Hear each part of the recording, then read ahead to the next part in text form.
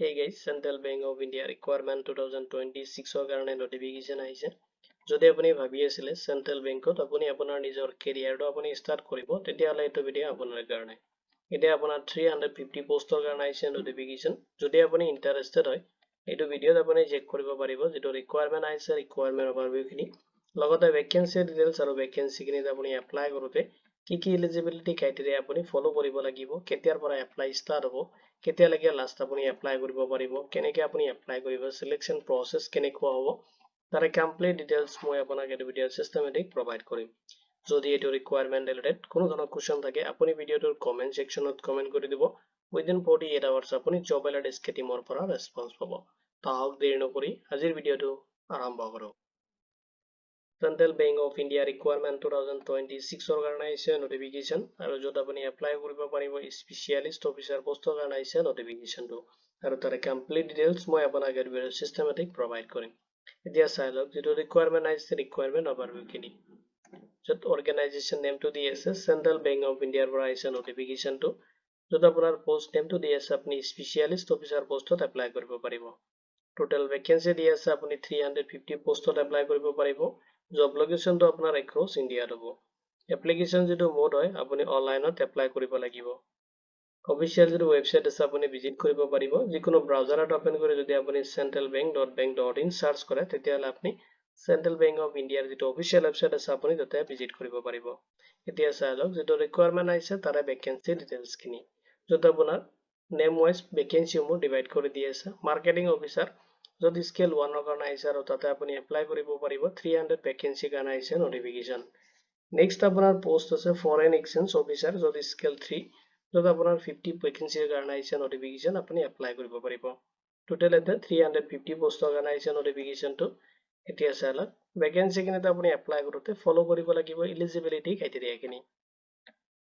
যদি আপুনি marketing officer scale 1 পোষ্টত এপ্লাই কৰিম বুলি ভাবি আছে তো আপুনি ফলো কৰিব লাগিব এডুকেশ্যনেল কোৱালিফিকেশ্যন। যত বিচাৰিছে কোৱালিফিকেশ্যন আপুনি গ্ৰেজুৱেশ্যন প্লাছ MBA কৰিব লাগিব। অবলিক দি আছে PGDM কোৰ্স বা আপুনি যদি অবলিক দি আছে PGDM PM কোৰ্স আপুনি কমপ্লিট কৰিছে। মাৰ্কেটিং স্পেচিয়েলাইজেশ্যন কোৰ্স আপুনি কমপ্লিট কৰিছে মাৰ্কেটিংত, তেতিয়াহ'লে আপুনি এইটো ভেকেন্সিত এপ্লাই কৰিব পাৰিব। যত আপোনাৰ এজ লিমিট দি আছে 22 মিনিমাম বিচাৰিছে আপ টু আপুনি 30 ইয়াৰ্ছ লৈকে এপ্লাই কৰিব পাৰিব। লগতে এক্সপিৰিয়েন্স যদি আছে আপুনি তেতিয়াহ'লে প্ৰেফাৰেন্সটো বেছিকে পাব আৰু এক্সপিৰিয়েন্সটো আপোনাৰ মাৰ্কেটিং ৰিলেটেড থাকিব লাগিব। নেক্সট যেটো পোষ্ট আছে আপুনি যদি ফৰেন এক্সচেঞ্জ অফিচাৰ পোষ্টত এপ্লাই কৰি আছে যত আপোনাৰ স্কেল 3 কাৰণে আহিছে notificationটো। তাতে আপোনাৰ কোৱালিফিকেশ্যন বিচাৰিছে আপুনি গ্ৰেজুৱেশ্যন কমপ্লিট কৰিব লাগিব যিকোনো ডিসিপ্লিনৰ পৰা। লগতে আপোনাৰ IIBF সাৰ্টিফিকেট থাকিব লাগিব ফৰেন এক্সচেঞ্জত। লগতে আপোনাৰ এক্সপিৰিয়েন্স বিচাৰিছে মিনিমাম 5 ইয়াৰ এক্সপিৰিয়েন্স থাকিব লাগিব যে অফিচাৰ। যদি আপুনি শিডিউল কমাৰ্চিয়েল বেংকত আপুনি কাম কৰিছে তেতিয়াহ'লে আপুনি এপ্লাই কৰিব পাৰিব।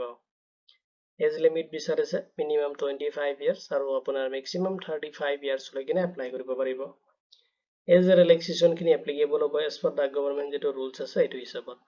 এতিয়া চাই লওক ভেকেন্সি খিনিত আপুনি চেলাৰী কিমান ৰিচিভ কৰিব চেলাৰী ডিটেইলছ খিনি। যত আপোনাৰ চেলাৰী ডিটেইলছ খিনি দিয়া আছে। যদি আপুনি স্কেল 1 অফিচাৰ পোষ্টত এপ্লাই কৰি আছে এপ্ৰক্সিমেট আপুনি 65,000 ৰ পৰা লৈ কিনে 85,000 আপুনি পাৰ মান্থ ৰিচিভ কৰিব। যদি আপুনি স্কেল 3 অফিচাৰ পোষ্টত এপ্লাই কৰিছে এপ্ৰক্সিমেট আপুনি 90,000 ৰ পৰা লৈ কিনে 1,05,000 আপুনি পাৰ মান্থ ৰিচিভ কৰিব। লগতে ইনক্লুডিং হ'ব আদাৰ যিখিনি এলাউন্সেছ আছে। এতিয়া চাই লওক এপ্লাই কৰোঁতে আপুনি এপ্লিকেশ্যন ফি পেমেন্ট কৰিব লাগিব আৰু কিমানখিনি পেমেন্ট আপুনি কৰিব লাগিব সেইখিনি ডিটেইলছ কেটেগৰী ৱাইজ ডিভাইড কৰি দিয়া আছে। যদি আপুনি জেনাৰেল OBC বা EWS কেণ্ডিডেট হয় তেতিয়াহ'লে আপুনি এপ্লাই কৰোঁতে 850 প্লাছ GST আপুনি পেমেন্ট কৰিব লাগিব। যদি আপুনি SC ST বা PWBD বা ওমেন কেণ্ডিডেট হয় তেতিয়াহ'লে 175 প্লাছ GST আপুনি পেমেন্ট কৰিব লাগিব। পেমেন্ট যদি মোড হয় আপুনি অনলাইনত আপোনাৰ পেমেন্ট খিনি কৰিব লাগিব। এতিয়া চাই লওক এইটো ভেকেন্সিত আপোনাৰ সিলেকশন কেনেকুৱা হ'ব সিলেকশন প্ৰসেস খিনি। সিলেকশন প্ৰসেসত কেইবাটাও ষ্টেপ আছে যিখিনি আপুনি ফলো কৰিব লাগিব। ফাৰ্ষ্টত আপুনি অনলাইন ৰিটেন এক্সামিনেশ্যন এটেম্প কৰিব লাগিব। নেক্সট আপোনাৰ পাৰ্সোনাল ইন্টাৰভিউ এটেম্প কৰিব লাগিব। নেক্সট আপোনাৰ ডকুমেন্টছ ভেৰিফিকেশ্যন হ'ব আৰু আপোনাৰ ডকুমেন্টছ ভেৰিফিকেশ্যন হোৱাৰ পিছত আপোনাৰ যিটো ফাইনেল মেৰিট লিষ্ট হয় যেটো আপোনাৰ পাৰ্সোনাল ইন্টাৰভিউ লগতে আপোনাৰ যিটো ৰিটেন এক্সামিনেশ্যন আপুনি এটেম্প কৰিছিলে ৰিটেন টেষ্ট এৰ ওপৰত বেছ কৰি কিনে আপোনাক সিলেকশন কৰা হ'ব। এতিয়া চাই লওক এইটো ভেকেন্সিত আপুনি কেনেকৈ এপ্লাই কৰিব পাৰিব।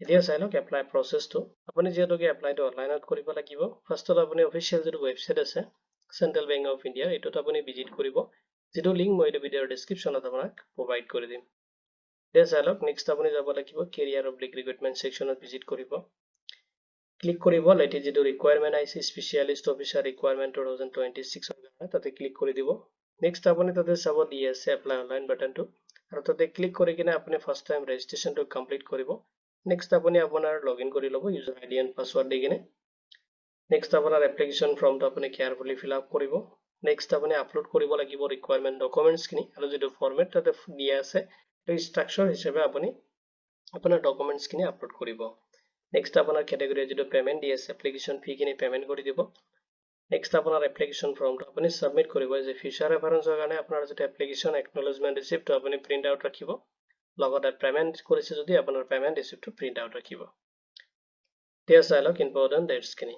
তো ইম্পৰ্টেন্ট ডেটছত আপোনাৰ অনলাইন যেটো এপ্লিকেশ্যন এটো 20 জানুৱাৰী 2026 ৰ পৰা অলৰেডি ষ্টাৰ্ট হৈছে এপ্লাইটো আৰু লাষ্ট আপুনি এপ্লাই কৰিব পাৰিব 3 ফেব্ৰুৱাৰী 2026 লৈ কিনে এতিয়া চাই লওক ইম্পৰ্টেন্ট লিংক খিনি ক'ত আৰু আপুনি কেনেকৈ ৰিসিভ কৰিব তো ইম্পৰ্টেন্ট লিংকত আপুনি অফিচিয়েল ৱেবসাইটত ভিজিট কৰিব পাৰে যিকোনো ব্ৰাউজাৰত যাই কিনে যদি centralbank.bank.in সাৰ্চ কৰে তেতিয়াহলে আপুনি চেন্ট্ৰেল বেংক অফ ইণ্ডিয়াৰ যেটো অফিচিয়েল ৱেবসাইট আছে আপুনি তাতে ভিজিট কৰিব পাৰিব লগতে মই এই ভিডিওৰ ডেসক্ৰিপচনত আপোনাক ইম্পৰ্টেন্ট লিংক খিনি প্ৰভাইড কৰি দিম আপুনি তাতে চেক কৰিব পাৰিব লগতে আপুনি ভিজিট কৰিব পাৰে জব এলাৰ্ট এস্কেপ পৰ্টেল যেটো তাতে সিস্টেমেটিক ডিটেইলছ লগতে ইম্পৰ্টেন্ট লিংক খিনি মই প্ৰভাইড কৰি দিছো আপুনি তাতে চেক কৰিব পাৰিব এটো ৰিকুৱাৰমেন্ট ৰিলেটেড যদি কোনো ধৰণৰ কোৱেশ্চন থাকে ভিডিওৰ কমেন্ট সেকশনত কমেন্ট কৰি দিব উইদিন 48 আৱাৰ্স আপুনি জব এলাৰ্ট এস্কেপ টিমৰ পৰা ৰেসপন্স পাব ভিডিওটো সৰ্ব ধন্যবাদ দি কিনে আজিৰ ভিডিও মই ইমানতে সামৰিছো